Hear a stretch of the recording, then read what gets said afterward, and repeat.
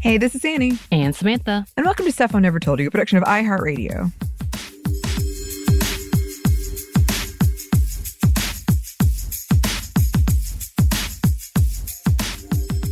And welcome to the very first feminist movie Wednesday, as it is being published on a Wednesday. But we are opening up this year with a great throwback of one of my favorites from college. Like, my college roommates and I would quote this. I think I did that to you while we were watching it together, which is the classic, My Big Fat Greek Wedding. And apparently, as Anney and I were talking about this, there has been 2 more additions to this film line. And it just kind of goes on with the family and what happens with them. It was released in 2002, yes, while I was in college. And of course, that meant that I had some good old memories with this, as my friends and I really loved this movie because it was somewhat wholesome. And if y'all remember, during my college years, I was very caught up in the Christian world. Talked about the fact that I didn't watch TV at all for a long time because, sin. But this was one of those that we allowed in our lives because it was at least less cursing, less sex. Although sex. You did tell me a funny fact about that. Yes, and we will come back to that because this is a ridiculous part of my life and what we were thinking at that time. And I also told you that when I was in school, I was in social work, and in my program there was a Greek woman. We were all 20s, early 20s. And she talked about the fact that this movie was exactly like her life. And she was like, y'all, if y'all need a testament about how accurate this is, it really is. As a Greek woman, I can tell you it is on the nose, which is not surprising because the writer and creator of this movie, Nia Vardalos, who is the main character, is the writer of this movie. She actually did it as a play for a split second, I think, because she didn't have any backing during that time. And it got picked up by Rita Wilson, who is Greek, loving this play, and her and Tom Hanks, whose own label, Playtone, picked it up and did it as one of their first movies that they produced. So there you go. Part of the movie if you didn't know that part. Anyway, so let's do a quick recap. We have the main character, Tula Portokalis, played by, again, the writer of the movie and creator, Nia Vardalos, who is a 30-year-old woman living with her parents and still very single to her Greek parents' dismay, played by Lane Kazan and Michael Constantine. And as she puts it, this is a failing, as nice Greek women are supposed to be, quote, do 3 things in life: marry Greek boys, make Greek babies, and feed everyone until the day we die. So while her family is large, loud and proud Greek family who works hard in Chicago, and she does love all of them, but she wants something more. She wants to go to college and do something different than working at the family restaurant and having a lot of babies. And after an awkward interaction with her future love interest, played by Sex and the City alum John Corbett, she had her makeover both physically and mentally. Soon she was taking off those silly glasses. Sarcasm, and putting the contacts in and sitting with the white girls at school who accepted her, unlike her childhood experience, who all made fun of her. She, with her mother and her aunt, come up with this grift, essentially, to get her father to allow her to start working at her aunt's travel agency. Well, because, men are the head of the household and need to be the one to suggest these things or it's offensive. So obviously, they had to work that out. Soon after she starts working, she meets Ian Miller / John Corbett again, and they are smitten and in love, even though her family is against her marrying a non-Greek man. They finally give in after Ian converts to Greek Orthodoxism and is baptized into the church so they can get married there. Soon after, we have a very large, lavish wedding. They all celebrate being together because the Miller family's name comes from the Greek word apples, as her father likes to say, while their family name, Portokalis, means oranges. So apples and oranges, fruits together, essentially, is what he says. And they live happily ever after, right next to her parents, who have bought them a house as their wedding gift. So that is pretty much the whole entirety of the movie. Very delightful, very easy watch. Anney, I have to ask, because so Anney and I did watch this together, and I was very delighted by the fact that we could do that, because I'm like, oh yeah, this is going to be hilarious. Not only do we have old technology from 2002, because Tula gets to go to school to do that specifically, and there was like this whole like print for computer and tourism, and she jumps on board, and Annie's like bursting out laughing at the whole advertising. Word art. It's so good. I loved it. But yeah, so we had all of that, so we got to see it together. So what was your thoughts on the movie? I really enjoyed it. It was pretty comical in like looking back in it, because it does have a lot of the tropes, that we've talked about, like the kind of movie makeover. We did talk a lot about the religious aspect. It was like, no, I would never do that.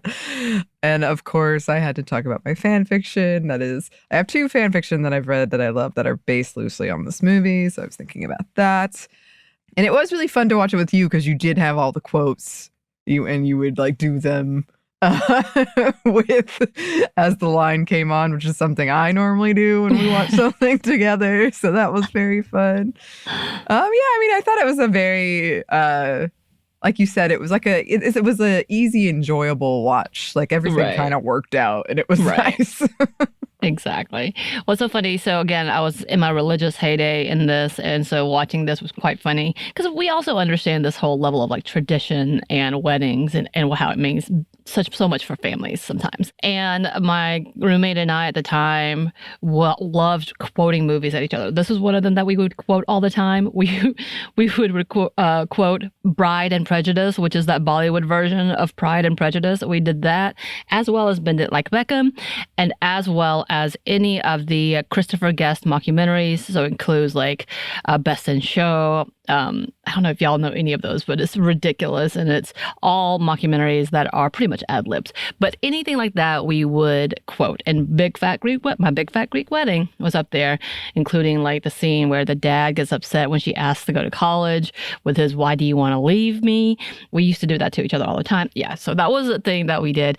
The line, I have to tell you, so I did read a few things about facts behind this movie, yada yada, which there's not a lot, but outside of like, yes, this is actually based on her family. Verdalis actually would write things down that her mom would say to put into the movie.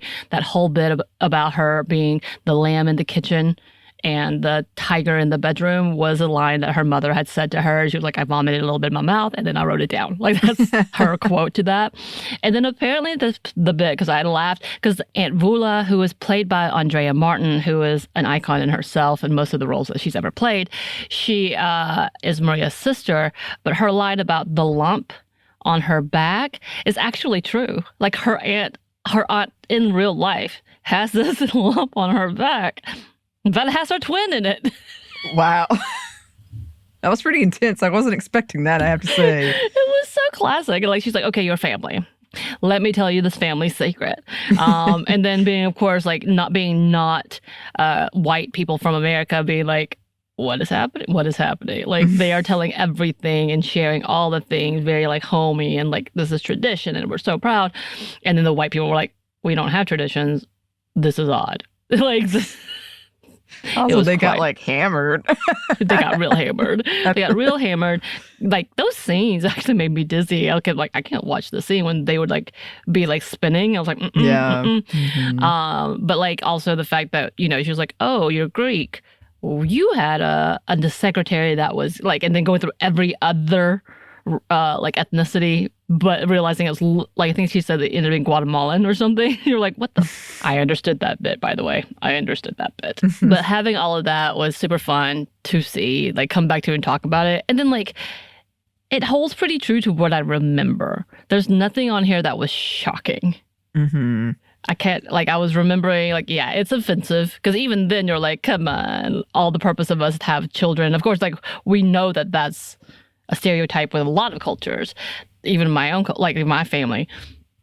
But like, the level of the stereotype was so heightened. But, when it comes to ethnicities and being very proud of your culture, that's that whole different level. A lot of South Korean families are very much like that as well. So I'm like, oh.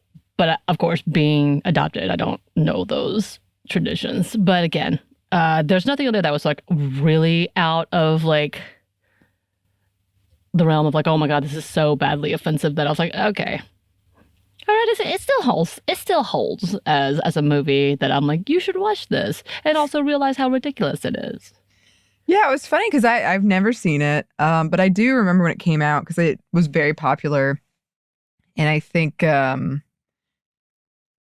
was at the time when I would watch like Entertainment Tonight or whatever. So I like knew about it, but for some reason in my mind, I thought it was going to be.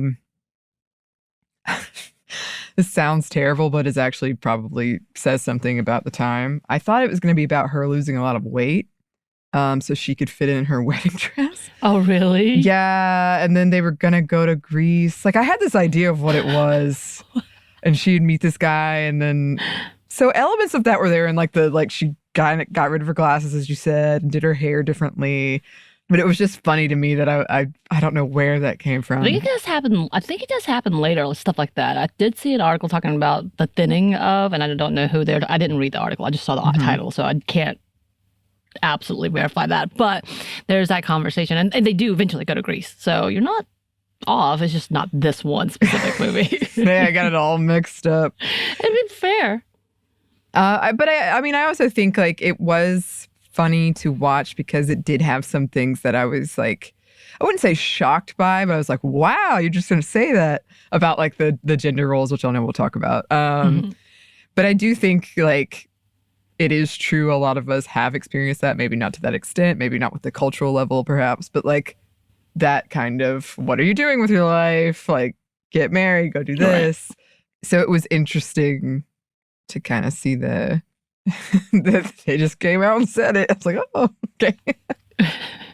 Yeah. They just, I mean, again, she says this is what she heard from her mother. So she just wrote it all down. So essentially, no. And then like the background, and we're going to talk about that, the mom has of being there during war times and how much they struggled and really wanted to be different for their family, which was like a beautiful reminder. Even though it's a very lighthearted movie, it's kind of like there's a lot of history there that we haven't delved into. And I don't know much about the history myself, but like having that understanding, they've been through some things, the parents have. But yeah, let's get into the themes. Because we're probably going to touch on all of that, which includes, of course, family. I think family would be the number one outside of like finding your love, but family is the top theme here. And of course, traditional roles is a big plot to this, which is she's trying to break away from, but she still is a part of. Right. Because if you haven't watched it, it starts with her working at their family's restaurant, yes, and getting these comments all the time, like, you look old, like, what are you doing? Yeah. And then she feels this responsibility to stay there. And that's sort of when as you called it, the grift comes in of her being able to convince the father to go learn about the computer and get a different job. But yeah, I mean, that's definitely throughout the movie, we see that as her struggling with, well, my family is so important to me. My family is so big. Like, my family won't approve of you. It's always there of this, like, idea of she doesn't want to hurt her family. Right. And how does that work? How do you make that work out? Right.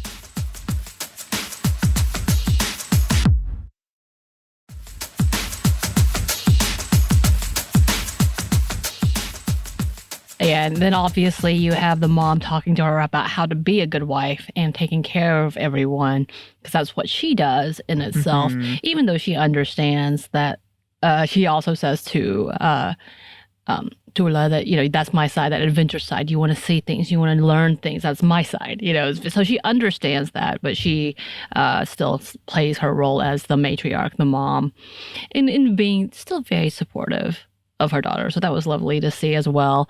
Of course, we have that whole, in that traditional roles, is the head of the household comment, which that is big in Western culture, obviously, when we talked about Christian trauma, Christian-related trauma and religious trauma in itself. That was one of the biggest points of why it has to be structured this way, is the head of the household. So it's not unusual and it's not an unfamiliar topic. Of course, they do, again, make it a comedy by making sure you understand that he thinks he's running things, but in actuality, he's not. Which is a very big trope for almost all American sitcoms. Yeah. Yes. Behind every great man, there is a great woman. There's a quote you used to do, right? No, yeah, there is that quote what we're talking about where the girl, I said in our social work class, she would use the line, man is the head, but the women are the necks and turn it whichever the way they please.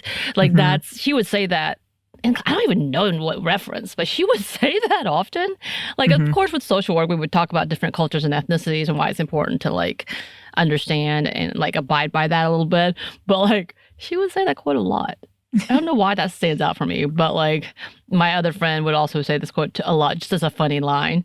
Because obviously none of us were dating any boys at the time, but I don't know. It came out a lot. But, yeah, they use that. I do like that.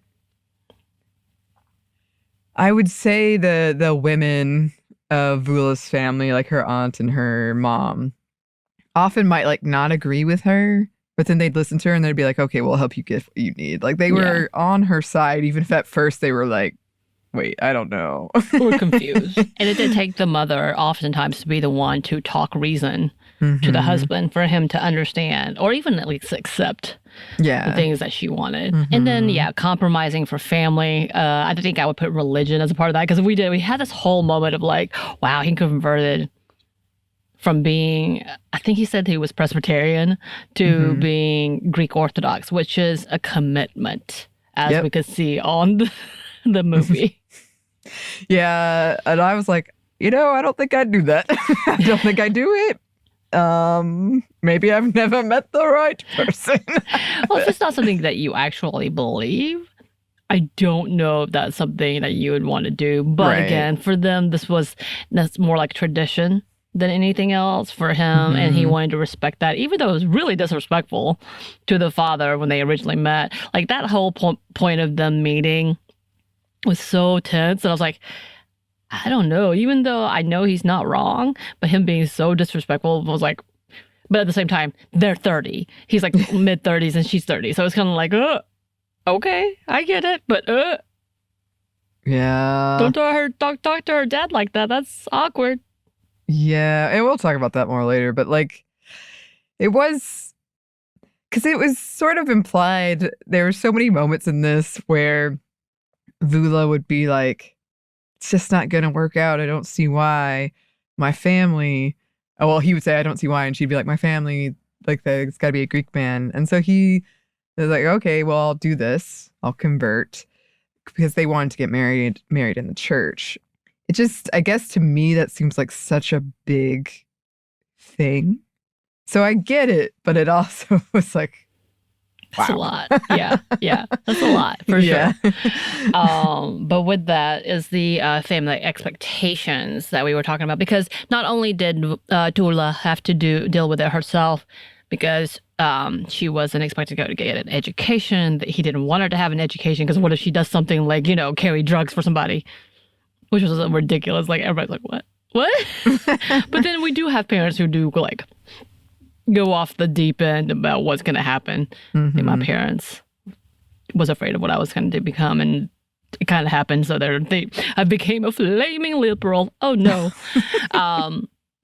But like that kind of level as well. But also the brother had that deal of the expectations, not necessarily like the gender roles, but he loved being an artist. He did this whole sketch and it was really beautiful for a new menu. And his dad was completely dismissive.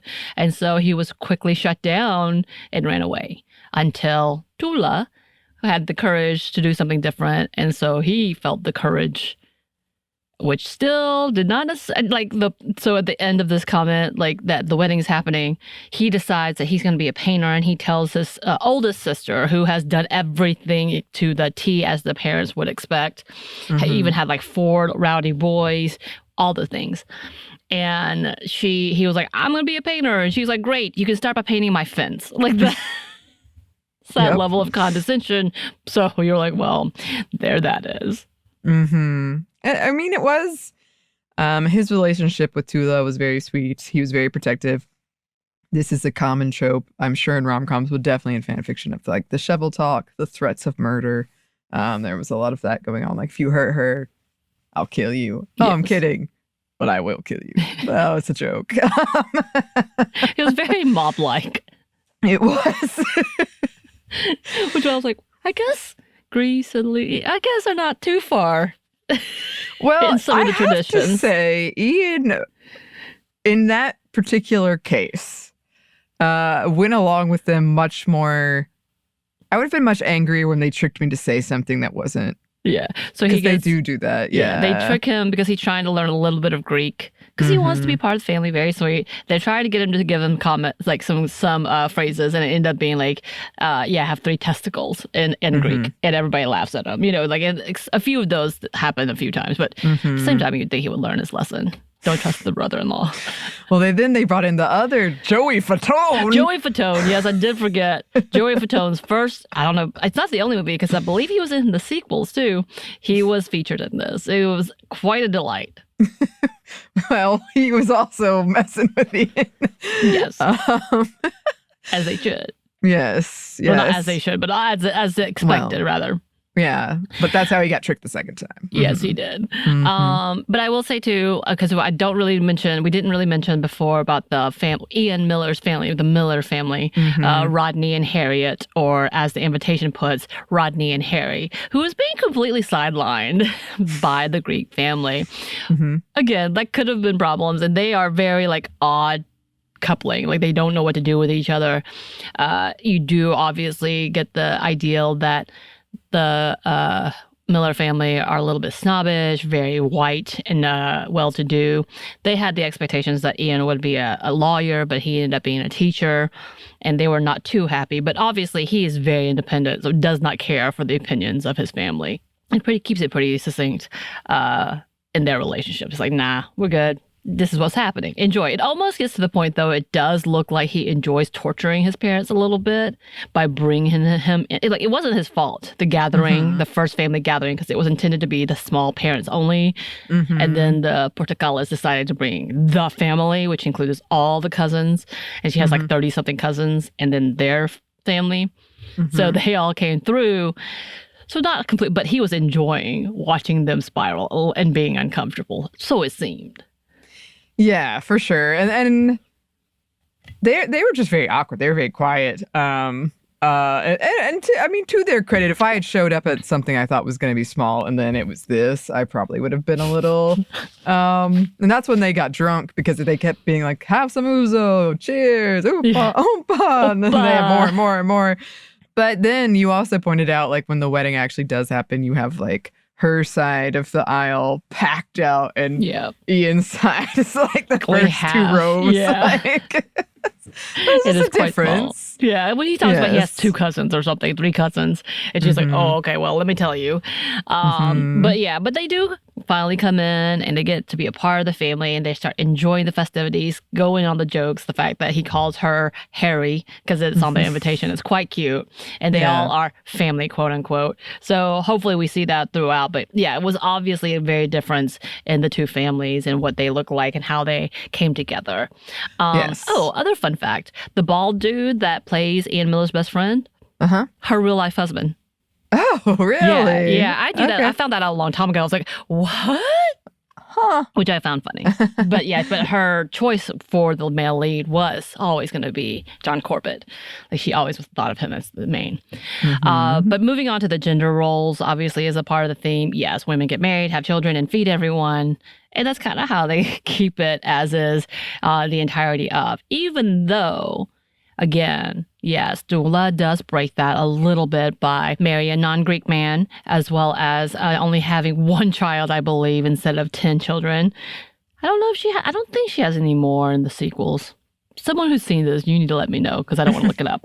But, and then she keeps, telling her, at the end credit, we see her telling the daughter, yes, you have to go to Greek school, which was one of the big things, like growing up in Greek school and learning Greek was important.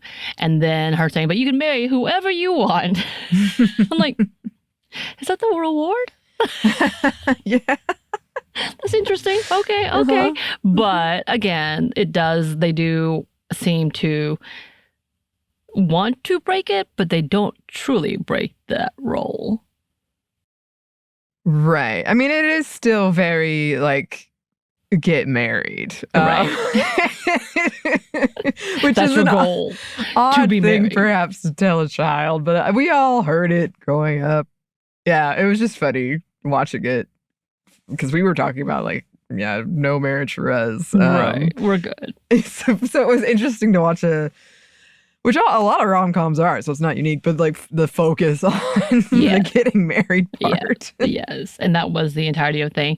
I will say, and this, of course, you also have the moments with the family where they're complaining. Like he literally brings his brother-in-law or sister-in-law and brother-in-law come into the restaurant so they can have a conference about why Dula is not married and what they need to do, because they were going to send her to Greece so she can find a Greek man. And they're like, she doesn't want to go. And the response is, she don't want to go. And then like they go back and forth about that. And they're like, she'll be okay. And they look at her and she's in her quote unquote frump girl era, as she puts it. Because, glasses and sweaters. How dare you? They're like, but the very good news is she'll always be around to take care of you, all these things. And then her brother, Nico, because they're all Nick and Nicholas Nick, every single one of them, quite funny, comes to sit down. He's like, and I'll get married soon, Pops. And he's like, oh, you have plenty of time, and gives him a kiss. And that's kind of that level of like, he's only a few years younger than her, but there's no expectation for a man because he can have children whenever, essentially. So he's fine, be young, go out there, have fun. Yeah, the family like conference thing was interesting. And they say it within earshot of her, to her face often. She can hear everything. Yes.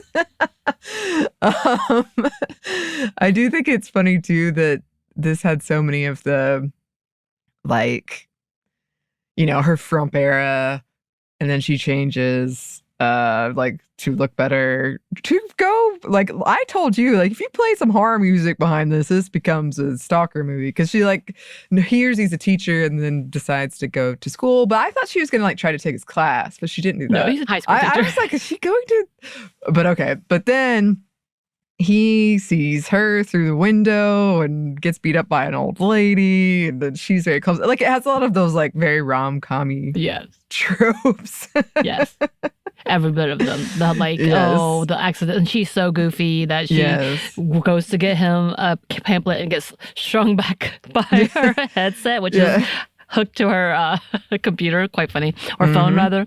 And then we also have the cousins. I thought this was a funny take. The cousins, Nikki and Angelo, who is the kids of Aunt Vula, coming in, and they're arguing about who's having to do what and who does more work. And Joey Fatone playing Angelo's like, your hair looks flat today, and she's like, bite me, and then she hits him, and then he whines and like, ma, and she's like, oh, my baby, essentially. And then she goes, be a lady, to Nikki. And I was like, what? The entire time they're just like fighting, and then she takes up for the young man, which is like, I feel like that is very specific to a lot of. I don't think it happened to my family, but I do feel like my youngest brother, who is still a little bit older than me, got a baby. Like he was the baby, even to the point that my older siblings called him the baby, because like it didn't matter that I existed. He was the baby because he was the youngest boy compared to me. So I felt that. Yeah, for sure. And that kind of like pressure for women to be like more mature. It was also funny because Nikki was the one who showed up and told Tula, like, we've been seeing you making out. I got back to me, and then to her, and then to her. And now everybody knows. Right, so like the kind of gossiping between family. Right. She's like, they got you. Hello, Mr. Pottery Class, which was the lie she gave when she would go on dates. And then she was also the one that took over the wedding. So speaking of, I think the wedding traditions and the wedding in itself was a big theme, because it was the giant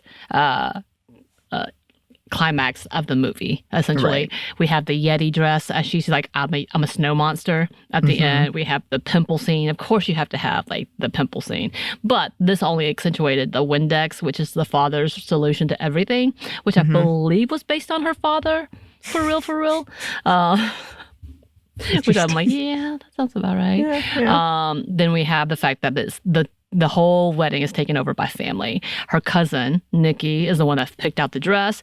Her sister's the one that made the invitations against her will, essentially, and bought them all. The dress was bought by her family. None of this was her plan. But she went along with it. And then the whole like women getting her ready, having the conversation. Again, this is where that line of like women in the bedrooms, lambs in the kitchen and tigers in the bedroom came in. And then we have like all of the cousins coming in doing the different makeup, the shoes, that whole like moment. And then when the wedding happens, the spitting on the bride, which is like Miller family was like, what the?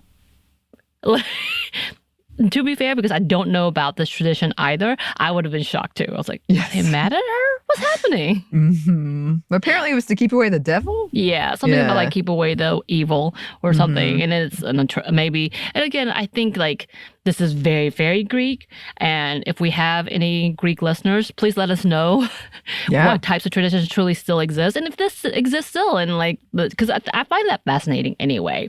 But I found it interesting. Part of the wedding tradition was also meeting of the families, and we already kind of talked about them sharing secrets with each other. The bunt cake, which was also a line that we love to do. Bunt cake. And then filling the hole with a potted flower. Still one of my favorite moments. I'm like, that's about right. Yeah, so that, because in my fan fiction, those were the two, I remembered that very well, was the cake has a hole in it. They didn't understand this bunt cake. And then the vegetarian scene where Ian it's revealed he's vegetarian. And Tula's family is like. And Vula is especially upset. Yes. And Vula is like, no meat? Again, she is the comedic relief in the entirety of the film, honestly. But she's like, no meat? No. And she's obviously trying to figure this out, getting kind of upset. And then you're like, it's okay. I'll make lamb. It is one of the big tropes. It is very cute.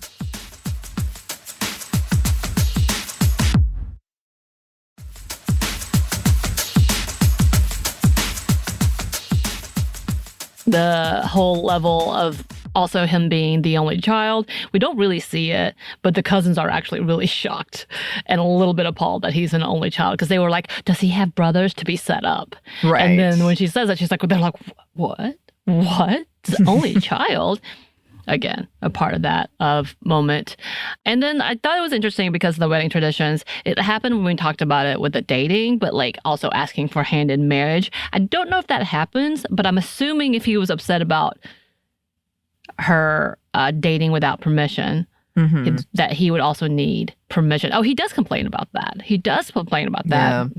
In which she's in the living room hearing it, and that's when she's like, maybe we shouldn't get married, or maybe we should run away, is because he is loudly complaining, the father is loudly complaining that not only did he date her without permission, he's not asked him for her hand in marriage, has not talked to them at all. And then he's like, I don't know anything about his family. This is not good, essentially. And they're all very upset by what is happening and how modern and somewhat Western this relationship was, American Western relationship it was. So it is interesting to see that as well. And obviously a big theme of something that he has to get past. Poor Costas. He has to get past that. Yes, the father. Yeah. We talked about that. My dad did this. He asked my mom's family for permission. When he would tell the story later to me, it sounded strange to me as a kid. And he said he was so scared. Apparently, he gestured with his hands very exuberantly.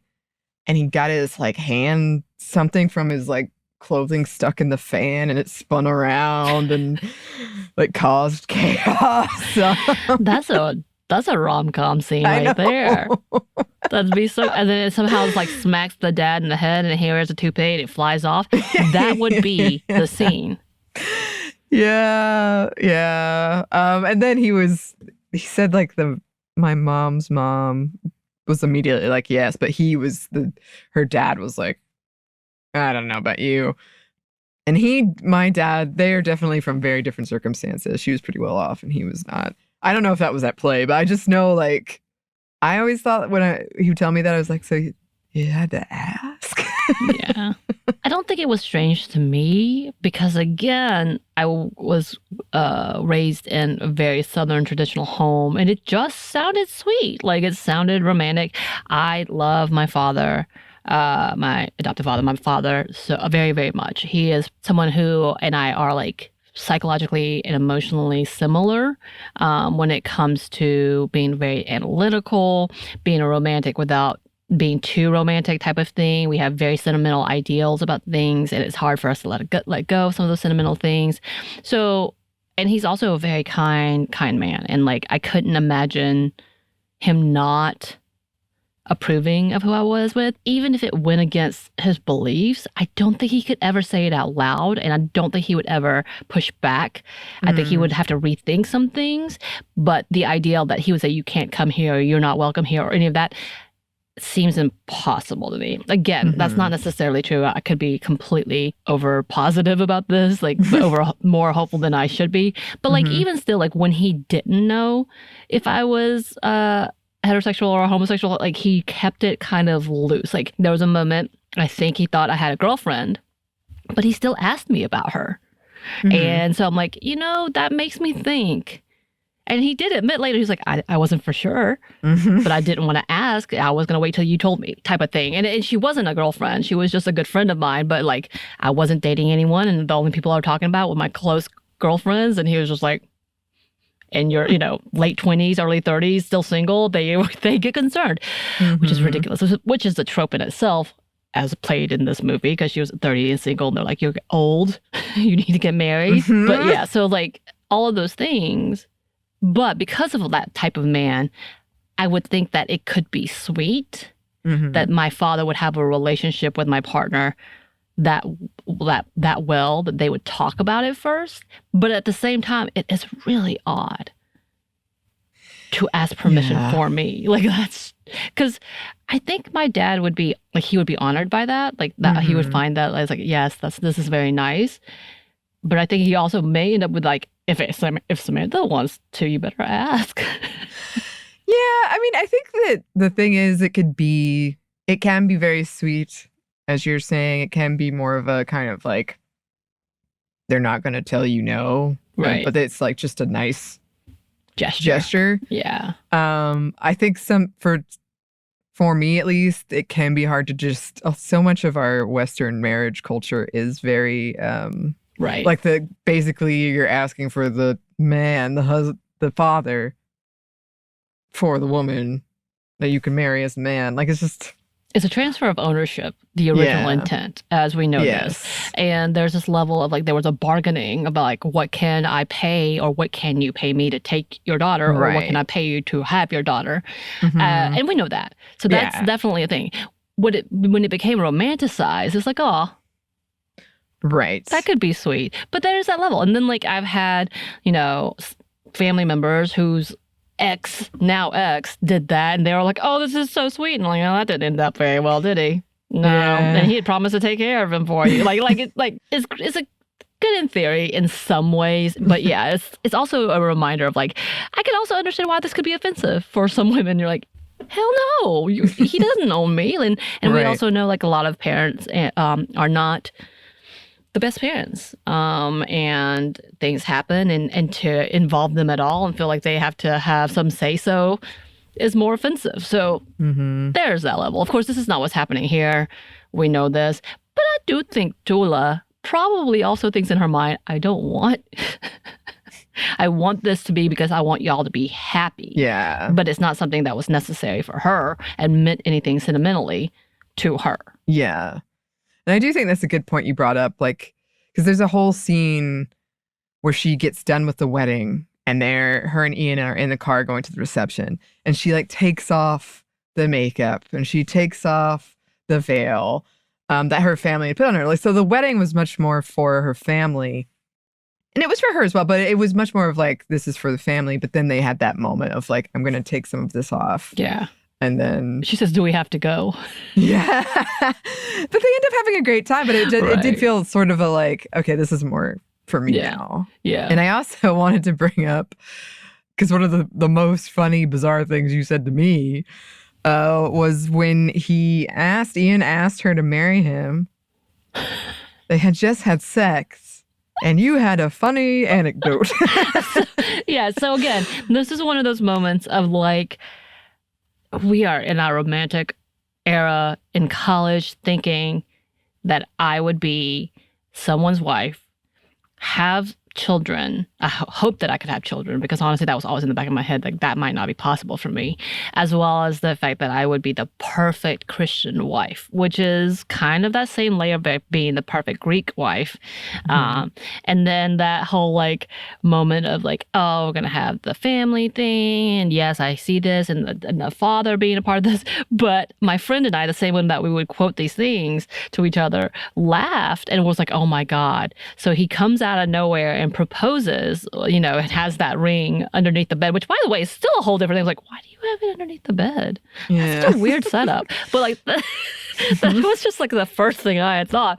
But it becomes, I'm like, can you imagine? So this is the friend and I talking. Can you imagine if, like, when your children ask you, oh, tell us how you got engaged, and you have to be like, yeah, so we had sex, and then he just popped out a ring from under the bed and said, marry me, love you. Like, that was like the level of like the shame of having to try to hide that. I'm like, oh my God.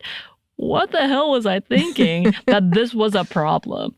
Instead of just being like, oh, how cute, they're so intimate and so close, which should be celebrated, that they're that close, that they know how much they love each other after such an intimate moment. But in my head, I was like, sex, bad.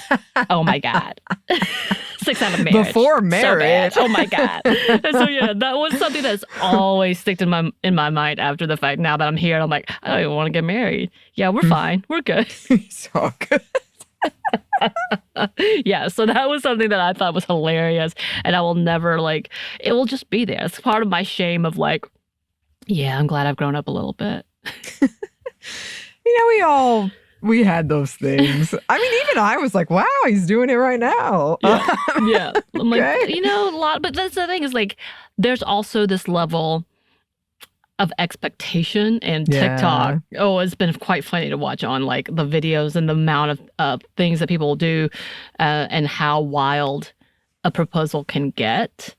That right. I'm like, this is one of those things where she's like absolutely in that adulthood of like, yes, I get to get married. I get to be with the person I love for the rest of my life type of moment, instead of being like, what the hell? I'm not even dressed, bro. And you're asking me to marry you? Yeah, I mean, there's something very nice about it, because it was just like a moment that they shared, and they were happy together, and she was very, very happy to say yes. Right. Like, it was like it didn't have that pressure on it. Yeah. And I do think I'm a big person who's like, you talk about whoever you're with about it. Yes. It doesn't have to be like you're ruining the surprise. But I once had a conversation, I think it was 3 guys and me, and I was saying like, this was, I'm not going to get married, but I was like, I would hate a big, extravagant, public proposal. Mm-hmm. And they were so like, what? Yeah. And it was funny to see, because, men, it's not like they escape these tropes and this like socialization either. And they were all like, but I thought that's what you're supposed to do. That's what they love. I was like, some people, yes. Other people, no. Other people hate that. You gotta, you gotta talk that through. Your likelihood going to get from me just me walking away, because I don't want to be in front of everyone anyway. Mm-hmm. And then you all staring at me. And especially the no mention of marriage ever. Yes. And then you pop it up the ring. You're like, what's going on? I've seen several awkward TikTok videos of dudes doing this big elaborate thing, like pop-up dancers everywhere, like flash mobbing, and then doing that, and the girl go, "Can we talk about this at home?" Like that's.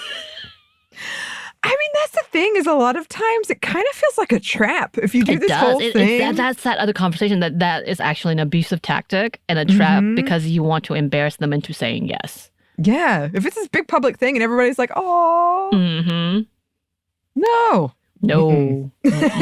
Don't do it. Don't do it. It's kind of like the same thing with like some of the big over the top gender reveals.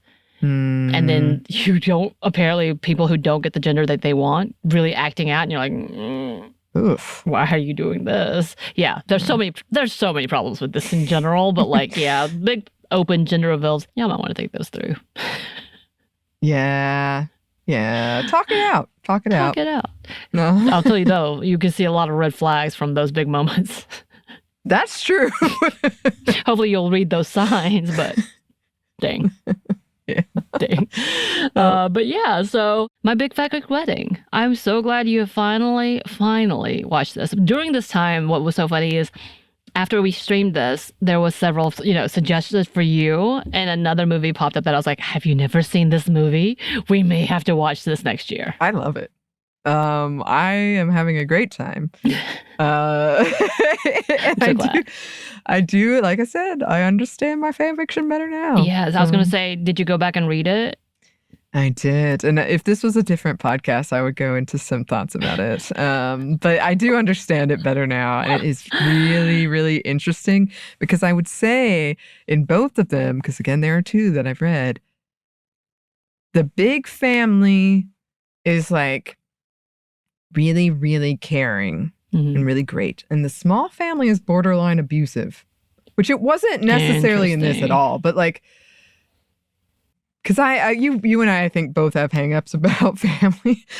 Not saying anything, but like the big family doesn't necessarily equal like better to me. Right. So it was just sort of like, okay. Yeah. All right. Yeah. Interestingly enough, my partner's family is a smaller family because they don't have like partners and they don't have children. That's where my family is a giant family because not only do they have partners and children, but those children has children as well. And then new partners have come in with their children. So yeah, big families are not necessarily better. But I do think that's what we've been taught in a lot of things. Yes. Especially in families who want to grow their population. Yes. If that makes sense. Yes. I mean, that can look a lot of different ways, but yes. Right. I'm trying to think about, because like obviously the Greek family, Greek babies, Greek families get bigger and bigger. You know, that kind of idea of like you extend the line, the family line. Right, because it can be a very specific to like if you're super proud of your family name. Families can be like that. But I don't know, it was just interesting to me to read it because I've had this thought lately about my Star Wars thoughts where I have seen that a lot. And I'm like, that's just I hadn't realized how big of a trope that is of like the big family.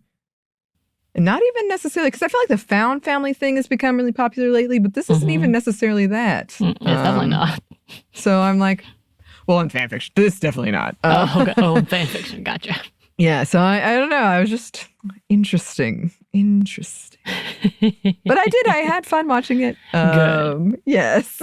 And I'm looking forward to whatever you're trying to cover some ground of the rom-coms I've missed. Well, the obviously classics. we're coming back to the Twilight Saga, so yes, you can't run away from that. That's very funny to me because technically that was more in my age group. It is. It's true, but this elder millennial / Gen Xer, I still enjoyed a vampire movie. Oh hell yeah! I mean, mostly romance. I just missed out on a bunch of those things, but also a bunch of the like '90s classic feminist movies, like Fried Green Tomatoes and League of Their Own and Thelma and Louise. So you're helping me out. We got this together. Yes, we do. Well, I look forward to it. But in the meantime, listeners, if you have any thoughts about this, please let us know. You can email us at stephanie@momstuff@iheartmedia.com. You can find us on Twitter @momstuffpodcast or on Instagram and TikTok at Stuff I'll Never Told You. We have a TeePublic store and we have a book you can get wherever you get your books. Thanks as always to our super producer Christina, our executive producer Maya, and our contributor Joey. Thank you. And thanks to you for listening. Stuff I Never Told You is a production of iHeartRadio. For more podcasts from iHeartRadio, you can check out the iHeartRadio app, Apple Podcasts, or wherever you listen to your favorite shows.